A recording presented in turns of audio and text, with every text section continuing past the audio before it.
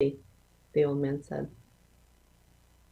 2 weeks later, war came to the land, and all able-bodied young men were taken from their villages and brought to fight in the war. The troop that contained the men from the village was at the front in a bloody engagement, and the entire troop was lost. All the men from the village died in the battle. But the young man with the broken leg stayed home. His leg healed. He and his father bred many fine horses and tended their fields and lived long lives.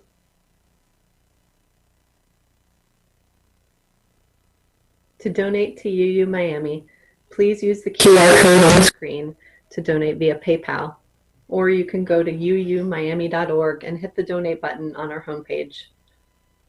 May there be an offering to sustain and strengthen this place and the work we do in the world. This congregation is sacred to so many of us, a community of memory and hope. We are now the keepers of the dream.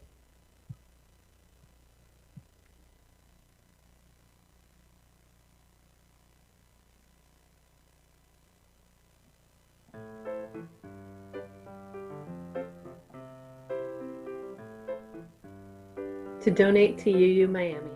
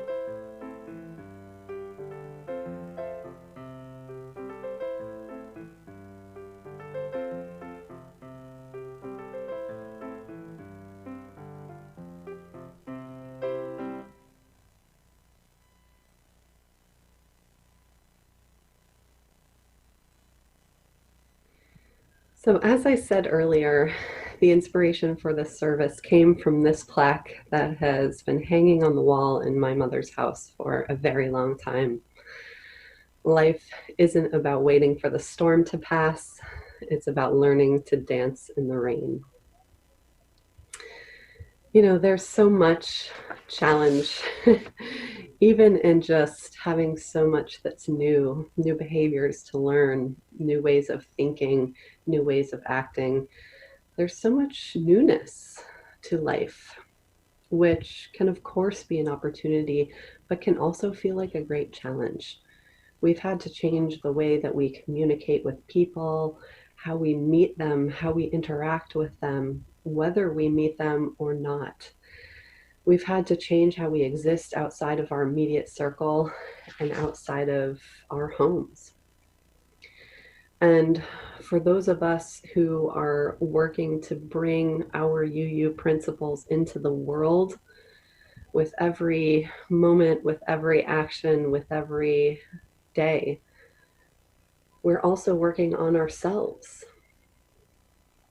We're reflecting, we're examining, we're exploring ways to be supportive of Black, Indigenous people of color.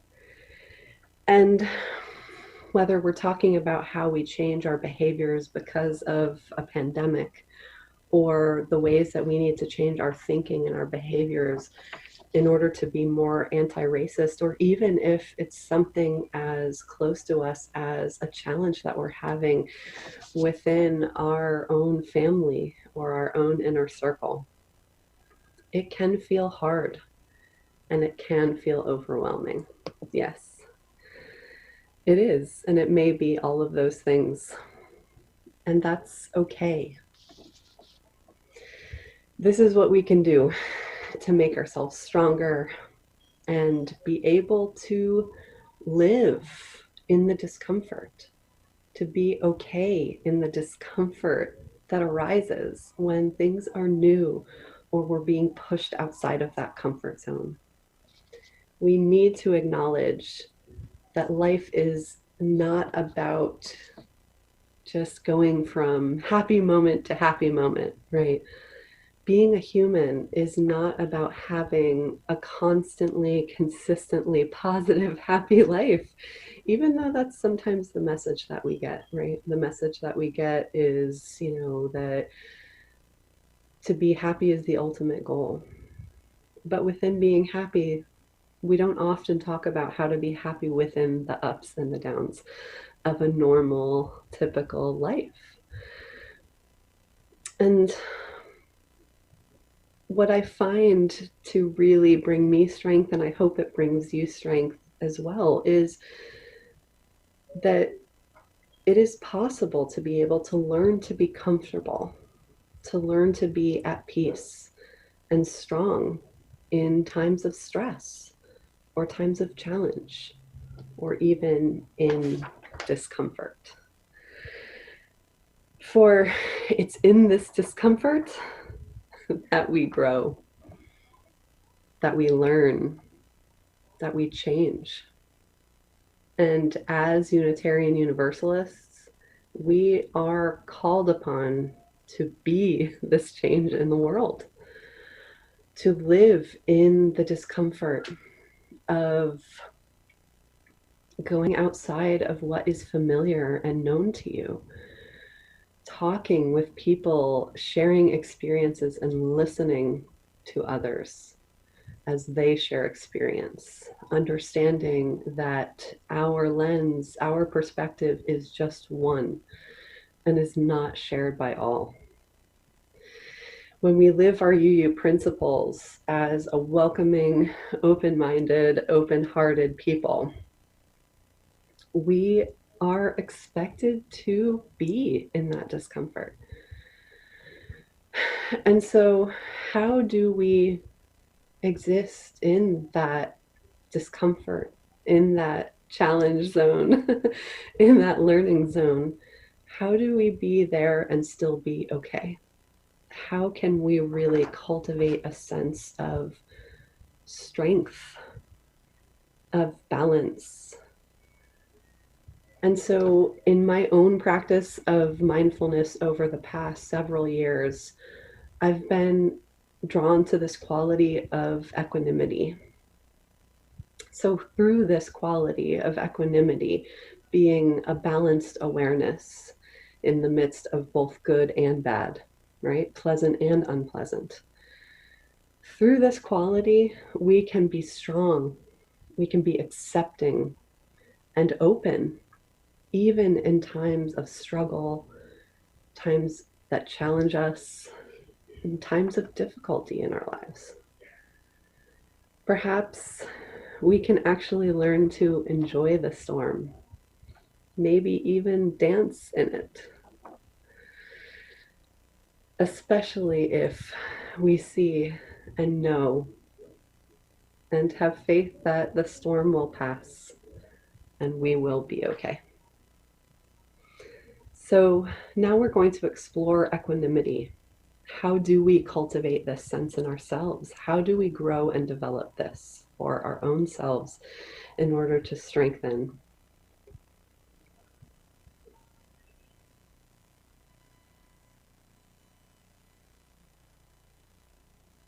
Now, we'll take some time to explore equanimity. We will draw upon Buddhist sources and do some practices that cultivate this quality in our own selves. The first reading is from Gil Fronsdal.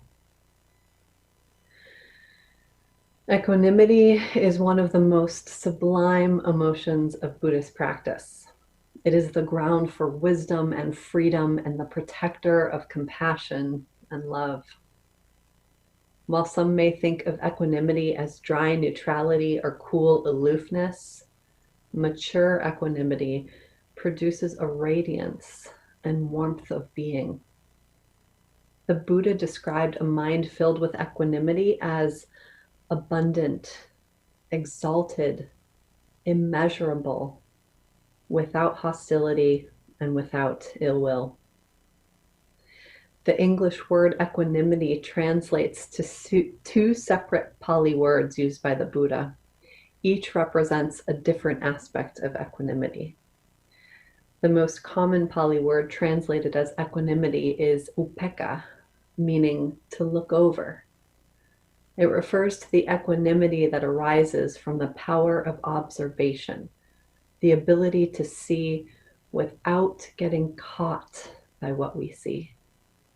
When well developed, such power gives rise to a great sense of peace. Upekkha can also refer to the ease that comes from seeing a bigger picture. Colloquially in India, the word was sometimes used to mean to see with patience. We might understand this as seeing with understanding. For example, when we know not to take offensive words personally, we're less likely to react to what was said. Instead, we remain at ease or equanimous. This form of equanimity is sometimes compared to grandmotherly love. The grandmother clearly loves her children, but thanks to her experience with her own children, is less likely to be caught up in the drama of her grandchildren's lives. The second word often translated as equanimity is trattamajatata, a compound word made of a few simple Pali words. Tatra, meaning there, sometimes refers to all these things. Masha, meaning middle, and tata means to stand or to pose. Put together, the word becomes to stand in the middle of all this. As a form of equanimity, being in the middle refers to a balance, to remaining centered in the middle of whatever is happening. This balance comes from inner strength or stability. The strong presence of inner calm, well-being, confidence, vitality, or integrity can keep us upright, like a ballast keeps a ship upright in strong winds. As inner strength develops, equanimity follows. And now I offer a practice, a meditation to help you cultivate equanimity. So beginning by finding a comfortable position, grounding your feet on the floor, straightening your spine, taking a few breaths. You may wish to close your eyes or simply gaze downward, whatever feels comfortable for you. Invite yourself to soften and connect, coming home to your body and your mind right here, right now.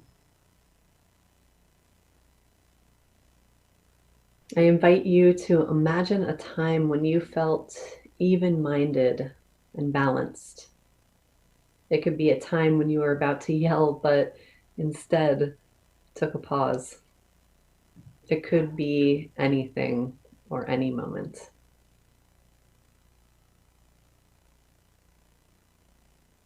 See if you can bring to mind a time when you felt balanced. Notice if you can see, sense, or feel what it was like. Where were you? What did you see? What did you hear?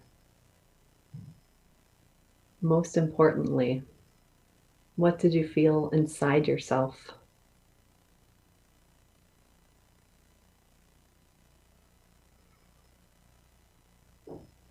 If nothing comes to mind, you can imagine a mountain. A mountain is solid, and strong and powerful. Can you recall a time that you felt the strength of a mountain? Or can you imagine what that's like? What does that feel like?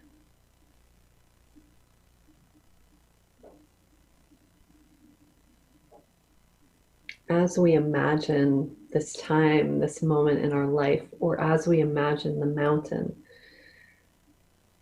we might recognize things were as they were. I could be with this as it was. I could be with things as they were.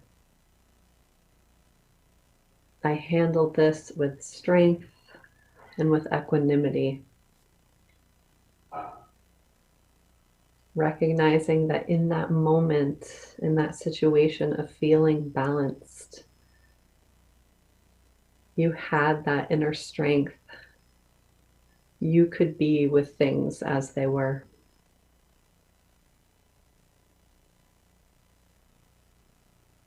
Now notice what happens inside you as you remember that time or as you imagine the mountain.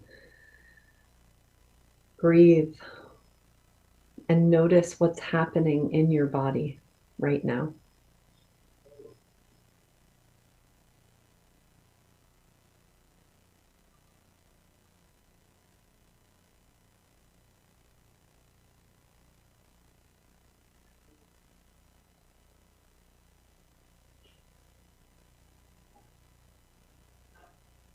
Now imagine something that's making finding equanimity difficult.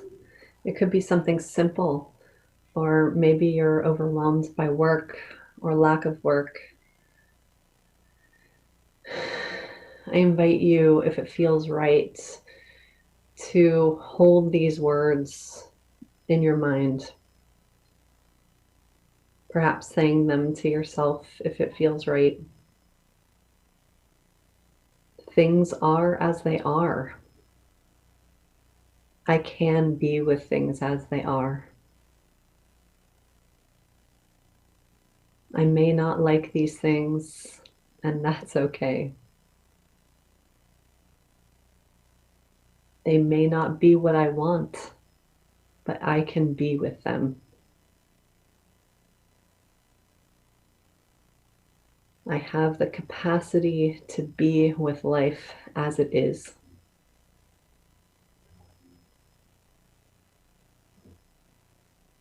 And as you remember this moment, this situation, notice what happens in your body. Maybe there's some tightness or tension, contraction or constriction or aversion. Maybe you don't like it. You wish it were different. Just breathe and notice.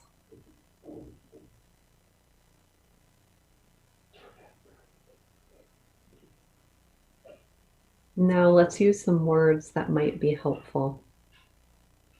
I invite you to imagine sending these phrases to yourself in this situation or sending them out to the situation. Things are as they are, and I can be with things as they are.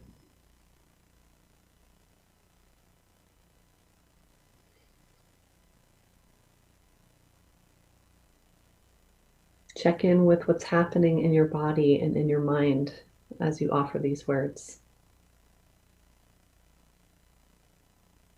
Perhaps in the situation, it feels more right to say words like, "You are as you are.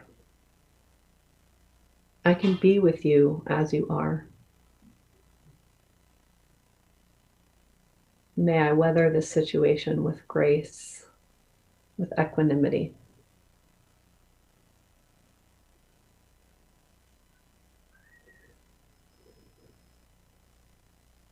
So let's go back to that memory or that imagination of the solidity and strength and capacity of the mountain that we all have within us to handle what life brings. Sit here with that feeling for a few more breaths.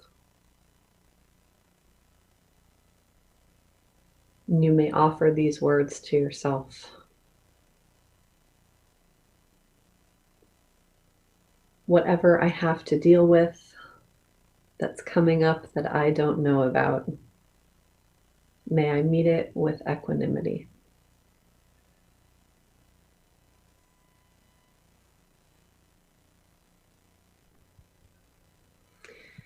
So, as I said earlier, the inspiration for this service came from this plaque that has been hanging on the wall in my mother's house for a very long time. And now I offer a practice, a meditation to help you cultivate equanimity. So, beginning by finding a comfortable position, grounding your feet on the floor, straightening your spine, taking a few breaths.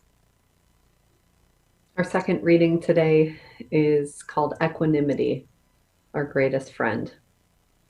And it is taken from a Dharma talk offered by Shayla Catherine to the Southern Insight Meditation Retreat in New Zealand in October of 2016.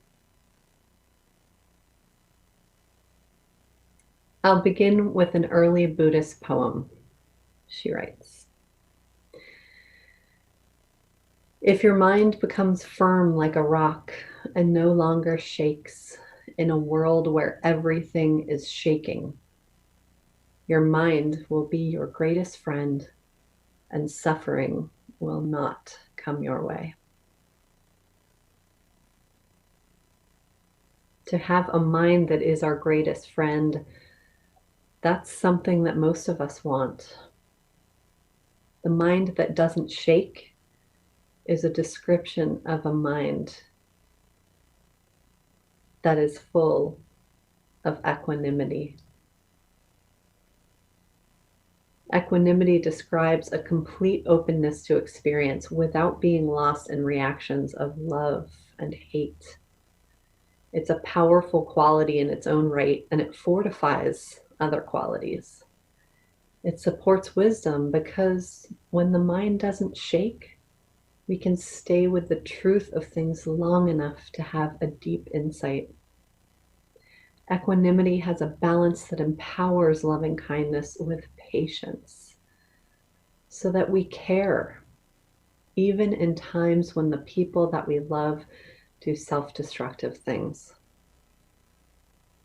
Without equanimity, we might demand that happiness occur in the ways we think it should, rather than stay connected and loving with things as they are.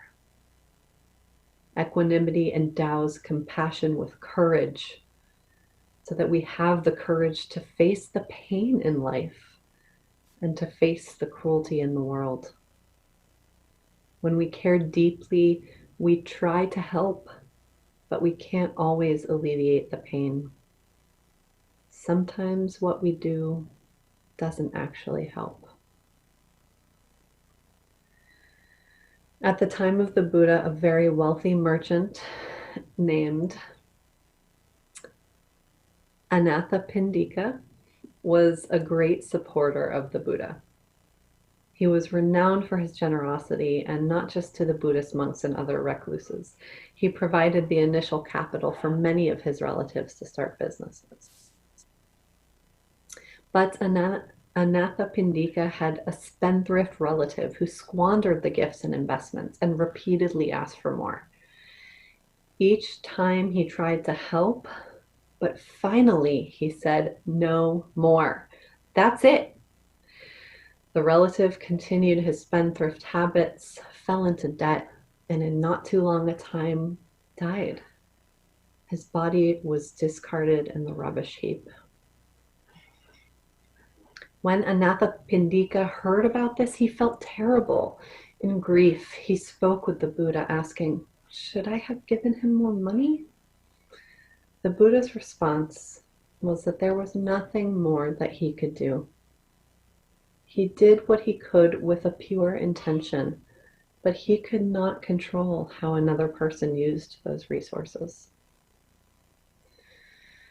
We need equanimity when we've done what we can and there's nothing more we can do, and we have to experience the results.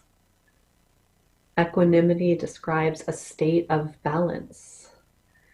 Even when things don't turn out the way we want them, equanimity imbues the mind with a calm radiance. Some people say, I don't want equanimity because they think it means indifference or coldness or hesitation or withdrawal. But these are forms of aversion. With equanimity, we accept the world as it is and connect anyway. An equanimous mind accepts the fact of pain in the world. It understands suffering and cruelty as part of this world that is dominated by ignorance, but it engages and responds anyway. Our second meditation today comes from the Mindful Self-Compassion program. And this practice is a way of being compassionate with ourselves while still maintaining connection to others. It offers a way of cultivating equanimity, that balanced awareness in the midst of pleasant and unpleasant emotions. So again, finding a comfortable position to sit in, taking a few deep breaths to settle into your body and into the present moment.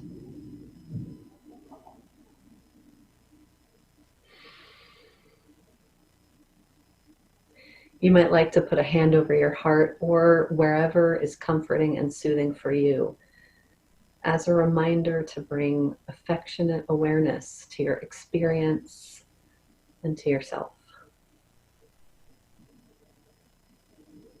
And you can leave your hand here or you can let them rest at any time.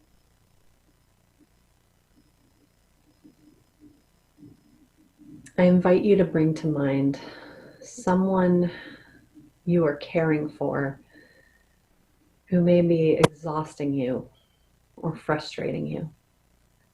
Someone whom you care about who is suffering. If this is the first time you've practiced a compassion with equanimity practice, I invite you to choose someone who is not your child, for this can be a more complicated dynamic.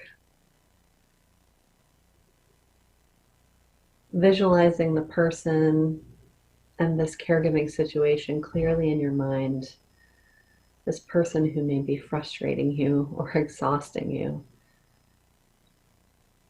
Visualizing this person whom you care about, who may be suffering, and feel that struggle in your own body. Now listen carefully to these words, letting them roll through your mind. Everyone is on their own life journey. I am not the cause of this person's suffering, nor is it entirely within my power to make it go away, even though I wish I could. Times like these may be difficult to bear, yet I still may try to help if I can.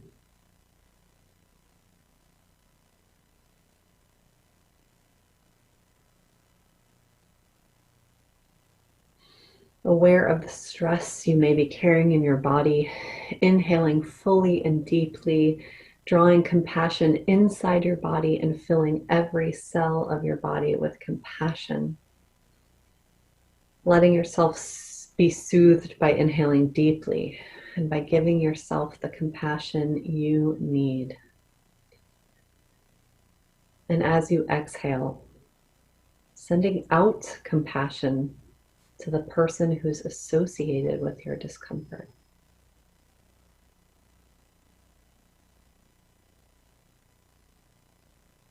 Continue breathing compassion in and out, allowing your body to find its own natural breathing rhythm, letting your body breathe itself.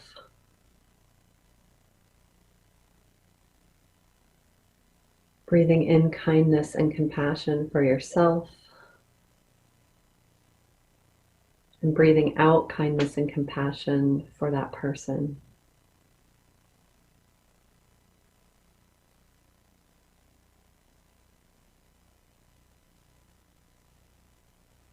One breath for me, one breath for you. In for me, out for you. Occasionally scanning your inner landscape for any distress and responding by inhaling compassion for yourself and exhaling compassion for others. And if you find that anyone needs extra compassion, focusing your attention and your breath in that direction.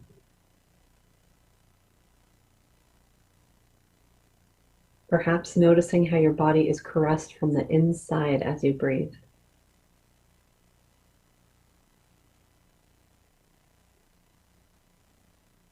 Letting yourself float on an ocean of compassion.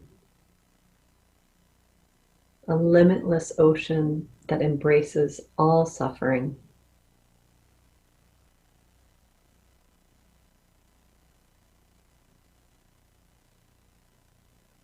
And listening to these words once again.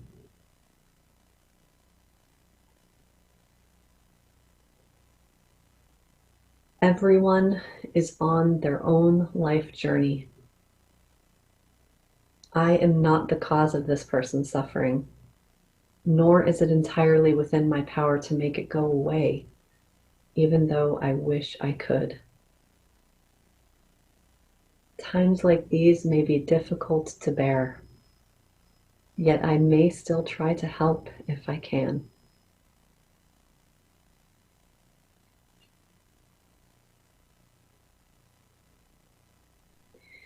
And now, letting go of the practice and allowing yourself to be exactly as you are in this moment.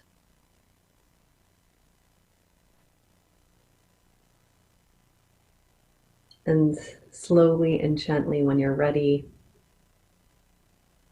opening your eyes, lifting your gaze.